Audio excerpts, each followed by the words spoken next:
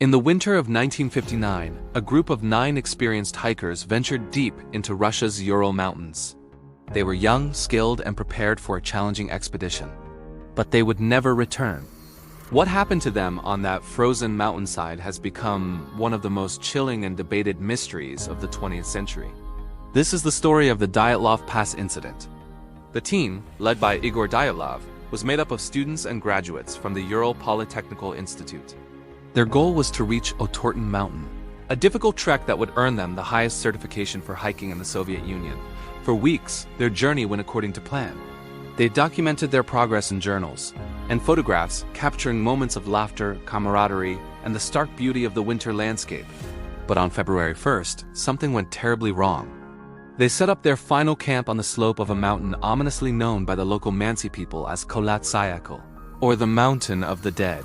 That night, an unknown event drove them from the relative safety of their tent into the deadly sub-zero wilderness.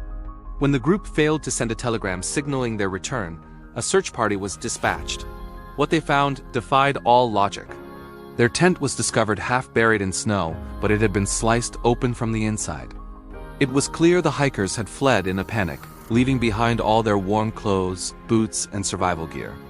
A trail of footprints, some barefoot, others only in socks, led down the slope toward a nearby forest. There, under a large cedar tree, rescuers found the first 2 bodies. They were dressed only in their underwear, their hands burned from a desperate attempt to build a fire. 3 more bodies, including Igor Dyatlov's, were found between the tree and the tent, seemingly frozen while trying to return. The real horror, however, was discovered 2 months later. The remaining 4 hikers were found in a ravine, buried under more than 10 feet of snow. They had suffered catastrophic internal injuries, crushed skulls, and fractured ribs, injuries comparable to those from a high-speed car crash. Bizarrely, there were no signs of external trauma or struggle. One of the women was missing her tongue. Some of their clothing was also found to be radioactive. Soviet investigators were baffled. They officially closed the case, vaguely attributing the deaths to a compelling natural force. This ambiguous conclusion only fueled speculation. Theories ranged from a rare type of avalanche and infrasound-induced panic to secret military weapons testing, an encounter with the local Mansi people, or even something otherworldly. Each theory has its proponents and its flaws.